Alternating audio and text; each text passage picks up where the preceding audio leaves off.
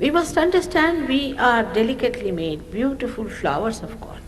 We are human beings. And the time has come for us to become now the fruits. सहज योग द्वारा तनाव मुक्ति की इस कार्यशाला में आप सभी का हार्दिक स्वागत है। इस कार्यशाला के माध्यम से हम सभी ध्यान करना सीखेंगे। यह साधारण और प्रयास रहित क्रिया हमारे दैनिक जीवन में संतुलन, शांति और प्रेम ला सकती है।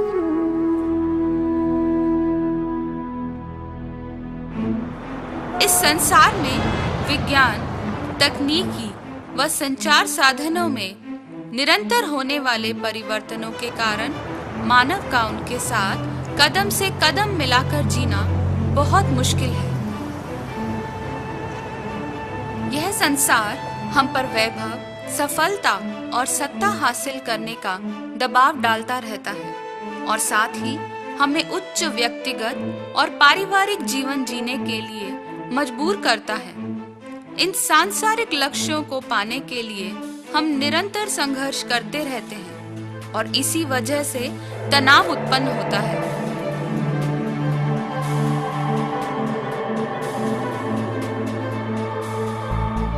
हृदय शास्त्र के एक प्राध्यापक के अनुसार तनाव एक व्यक्तिगत अनुभव है जिसमें स्त्री या पुरुष का अपने जीवन पर नियंत्रण नहीं रह पाता है। यह अपेक्षा व वास्तविकता के बीच असमानता है। ऐसी परिस्थितियों के साथ बराबरी करने के प्रयत्नों के कारण मनुष्य पर विपरीत प्रभाव पड़ता है, जिसके कारण कई शारीरिक व मानसिक बीमारियां होती हैं। चिंता, तनाव, क्रोध, लालच और अहंकार हमारे शरीर में स्थित शिराओं को नुकसान पहुंचाते हैं और हमारे परानुकंपी नाड़ी तंत्र में स्थित शक्ति केंद्रों पर दबाव डालते हैं।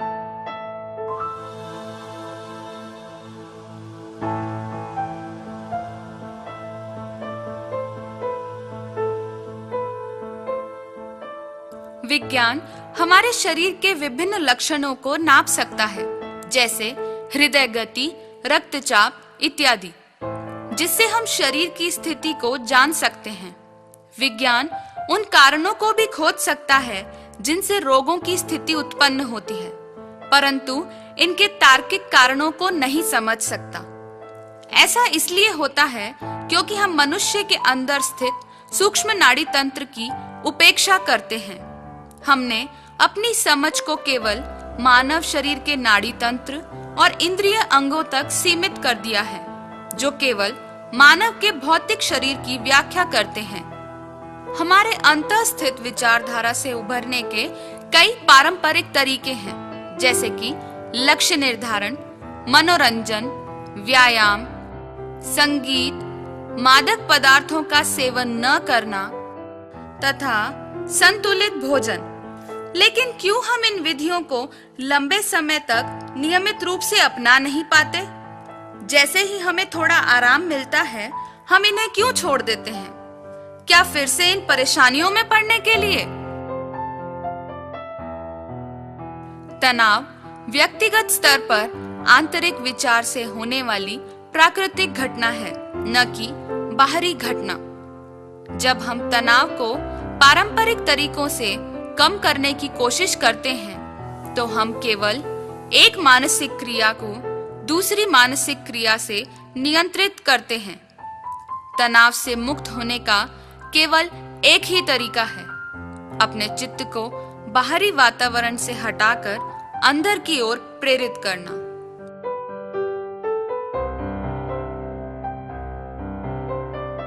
तनाव से लड़ने का केवल एक तरीका है, पूर्ण संतुलन। लेकिन इसके लिए हमें क्या करना है? हमें अपने लिए थोड़ा समय निकालकर गहराई से स्वयं को देखना है।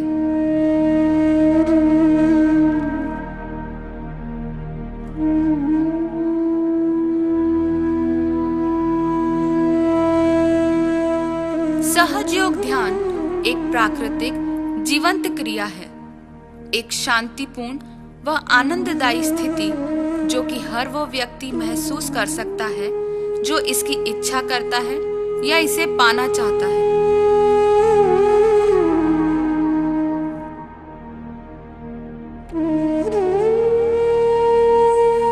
सहज योग के माध्यम से हम अपने वर्तमान को हमारे अंतः स्थित सूक्ष्म नाड़ी तंत्र के नाड़ी व चक्रों के द्वारा अपने मध्य नाड़ी तंत्र पर महसूस कर सकते हैं।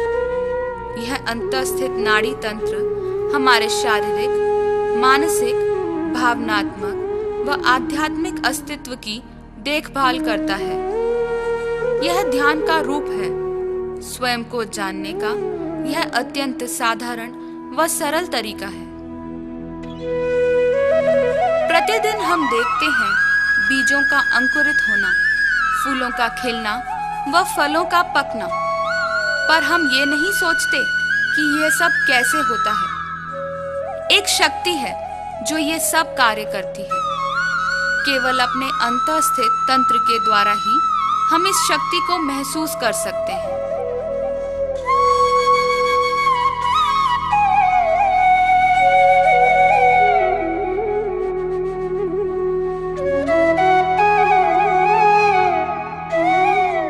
मुख्य धारा से जुड़े बिना कोई भी यंत्र उपयोगी नहीं है। हम अपनी शक्ति व सुंदरता के बारे में नहीं जानते, पर एक बार पूर्ण से जुड़ जाने पर यह हमारे अंदर स्थापित हो जाती है। हमारे व्यक्तित्व में होने वाले गतिशील परिणामों को देखकर हमें आश्चर्य होगा।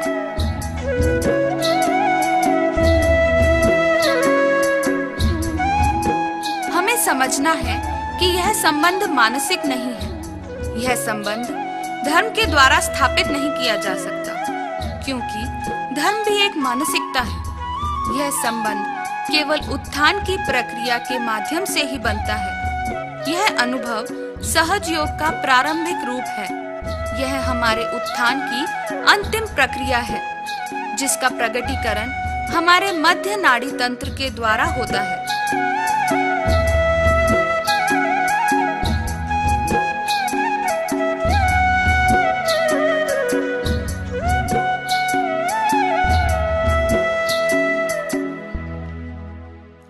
जब भ्रूण माँ के गर्भ में 3 माह का होता है, उस समय परमात्मा से आने वाली चैतन्य किरणें मस्तिष्क में प्रवेश करके उसे प्रकाशित करती हैं। मस्तिष्क का आकार समक्षेत्र जैसा होने के कारण यह शक्ति की किरणें 4 भागों में परावर्तित होकर मानवीय नाड़ी संस्था में 4 भागों का निर्माण करती है।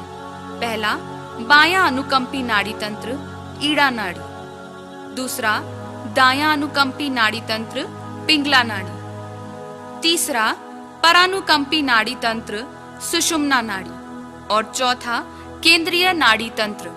यह सूक्ष्म शक्ति मस्तिष्क के मध्य भाग से अंदर प्रवेश करती है और नीचे की ओर जाते समय 6 शक्ति केंद्रों को स्थापित करती है, जिन्हें चिकित्सा विज्ञान की भाषा में प्लेक्सस कहते हैं।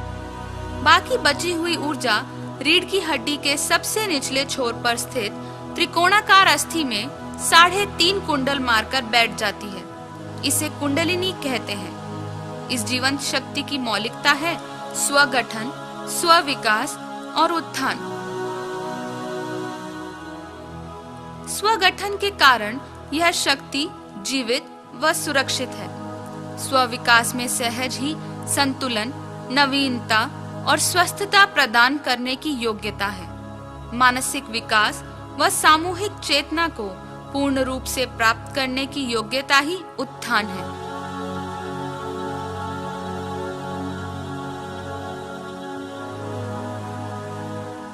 यदि हमारा चित्त हमेशा अपनी अपूर्ण इच्छाओं पर या भूतकाल में होता है, तो हमारी बाईं नाड़ी पर दबाव आता है। इस प्रकार के लोग बहुत अधिक भावनात्मक, बंधनग्रस्त व दिवा स्वप्न देखने वाले होते हैं और उनकी बाईं नाड़ी कमजोर हो जाती है। ठीक उसी प्रकार यदि व्यक्ति अधिक क्रियाशील हो जाता है, तो वह अपने जीवन का आनंद नहीं उठा पाता। उसकी दाईं नाड़ी पर दबाव आता है। इस प्रकार के लोग अहंकारी होते हैं और किसी की भी बात नहीं सुनते हैं। वे कठोर बन जाते हैं व दूसरों पर प्रभुत्व दिखाकर संतुष्ट होते हैं। इस अत्यधिक असंतुलन से मनुष्य में तनाव की स्थिति उत्पन्न होती है।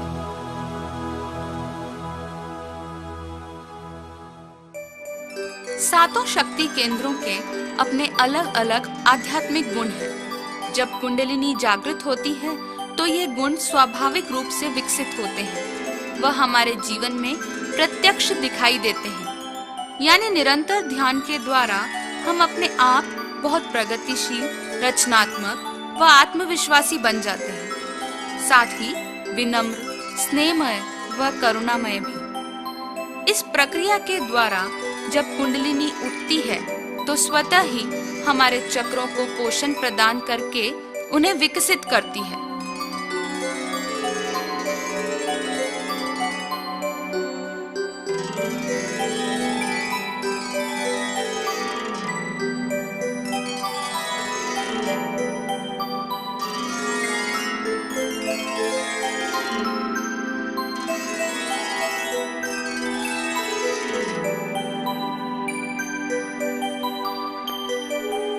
सहज योग ध्यान प्रक्रिया की संस्थापिका परम पूज्य श्री माता जी निर्मला देवी जी का जन्म भारत में मध्य प्रदेश के छिंदवाड़ा नामक स्थान पर 21 मार्च 1923 के दिन हुआ।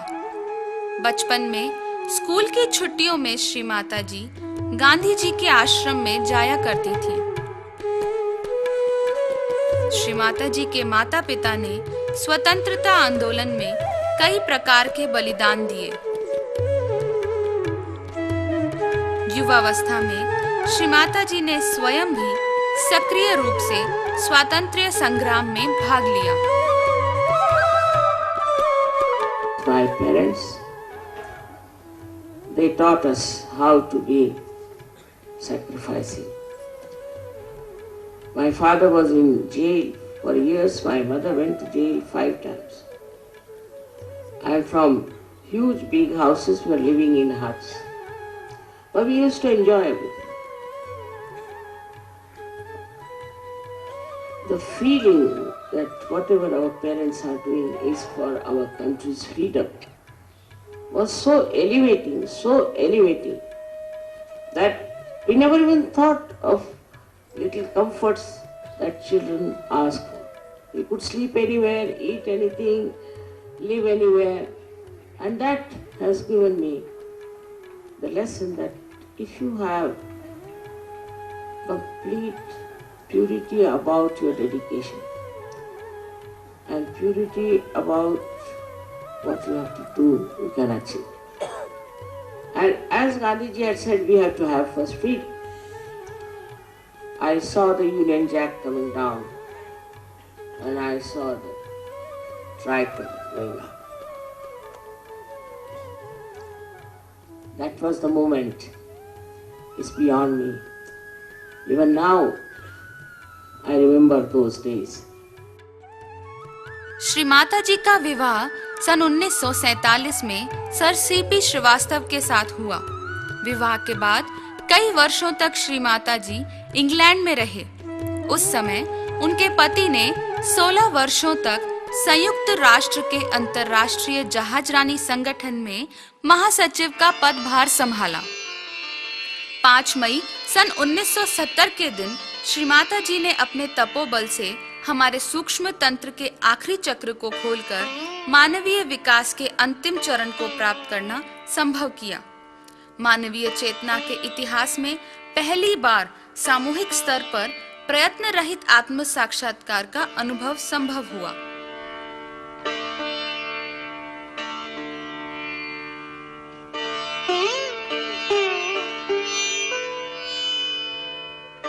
सहजयोग का उद्देश्य शांति, आनंद और सौहार्द का जीवन जीते हुए मानव उत्थान को प्राप्त करना है। केवल आंतरिक बदलाव के द्वारा ही हम समाज व देश के परिवर्तन की ओर अग्रसर हो सकते हैं। इस परिवर्तन का लाभ किसी व्यक्ति विशेष तक सीमित न होकर संपूर्ण समाज व देश को होता है। इस बदलाव का वास्तविकरण संपूर्ण विश्व में हो रहा है और इसका अनुभव सभी देशों के लोग कर रहे हैं।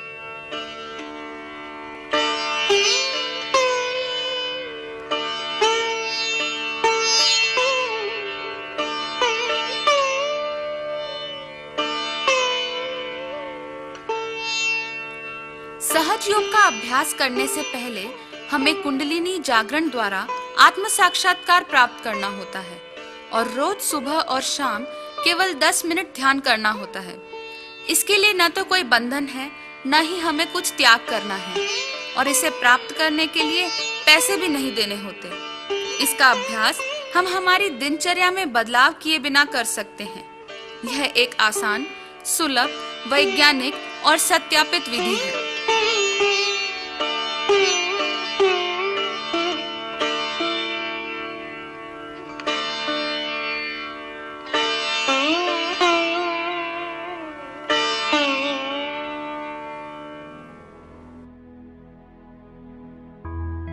संपूर्ण विश्व में हमारे कई अनुसंधान केंद्र हैं, जहां पर कई प्रतिभाशाली चिकित्सक दवाइयों का उपयोग किए बिना चक्रों और नाड़ियों का असंतुलन दूर करके रोगों का इलाज करते हैं।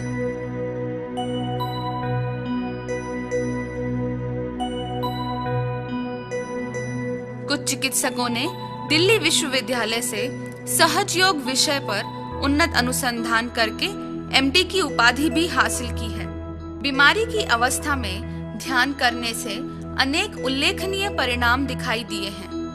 ध्यान से हमारी शारीरिक व मानसिक तकलीफें ही दूर नहीं होती, बल्कि आरोग्य व समृद्धि में भी बढ़ोतरी होती है। कई दीर्घकालिक बीमारियां जैसे कि अस्थमा, माइग्रेन, मधुमेह, उच्च रक्तचाप आदि भी ध्यान करने से ठीक हो जाती हैं।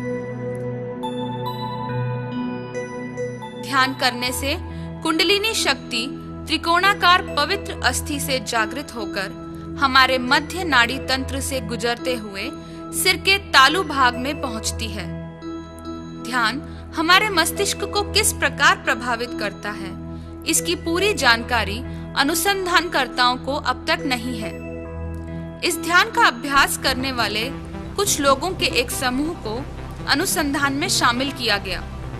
आराम की अवस्था में रहने पर लोगों में अल्फा व डेल्टा तरंगे पाई जाती हैं। लेकिन जब इस ध्यान का अभ्यास करने वाले समूह का परीक्षण किया गया तो अनुसंधानकर्ता थीटा तरंगे देखकर आश्चर्यचकित रह गए, परंतु इन तरंगों का स्रोत नहीं ढूंढ पाए और इसे पूरी तरह समझने में असमर्थ रहे। It suggests that meditation is not just relaxing or not just experiencing the alpha state, although it is very much that as well, but it is something above and beyond relaxation. And that is supported by our other research, which showed significant differences between the meditation group and the relaxation group.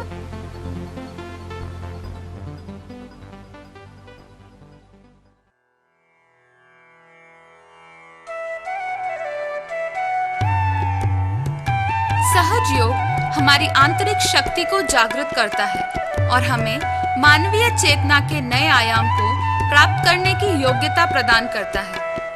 इसमें कोई संदेह नहीं है कि इसके द्वारा हम तनाव व बीमारियों को भूलकर शांति व समाधान के राज्य को पा लेते हैं। यह शक्ति हम सब में है और यह हमारी अपनी है।